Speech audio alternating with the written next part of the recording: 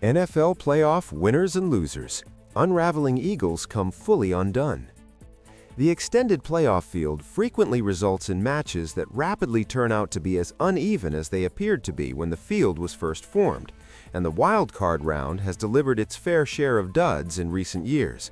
However, the postseason this year has been exciting all weekend, with the first 4 games being decided by a maximum of 4 points.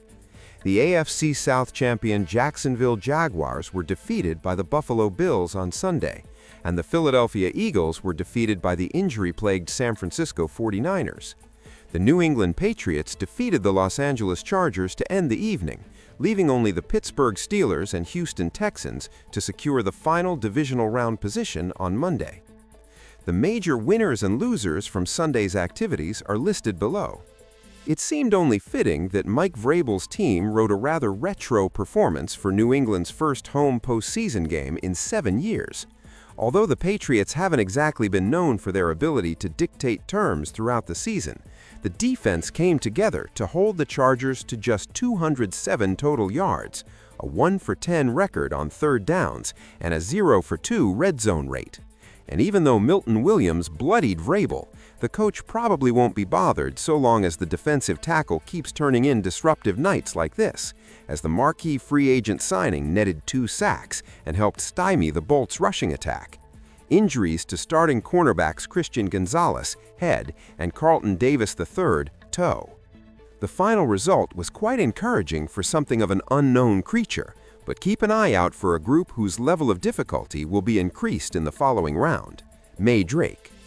His outing won't be confused with that of his classmate in the 2024 draft, Caleb Williams, whose brilliant fourth-quarter performance helped the Bears defeat the Packers.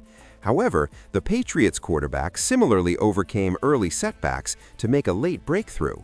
After halftime, the second-year quarterback completed 11 of his 14 attempts, including the game's lone touchdown on a stunning 28-yard pass to tight end Hunter Henry.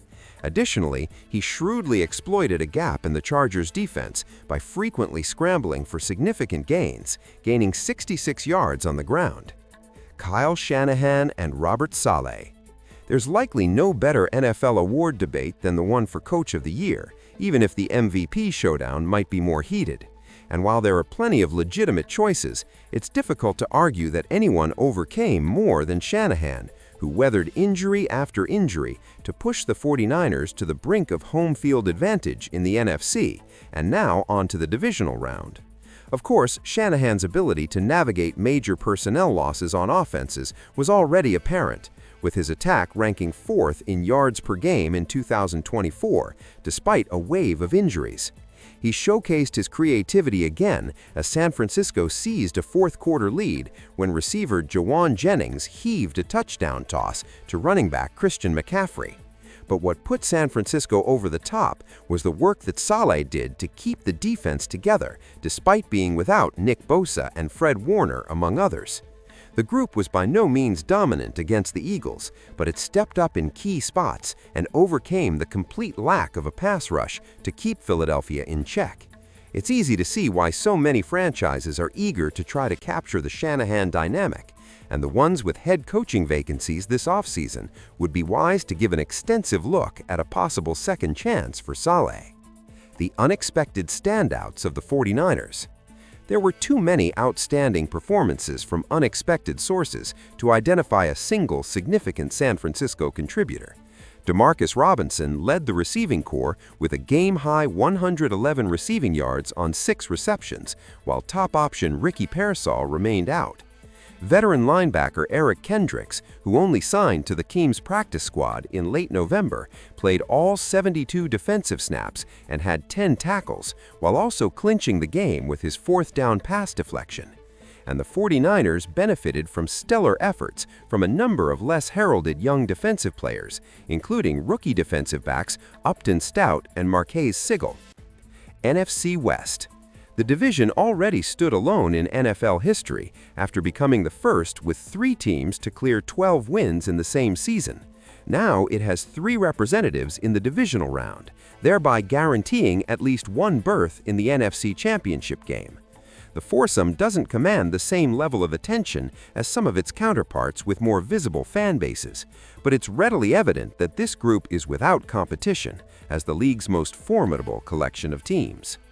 Quinion Mitchell. Quite the weekend for the second-year Eagles cornerback. On Saturday, he was named an All-Pro after a regular season run that saw him continue his ascent as one of the league's top covermen.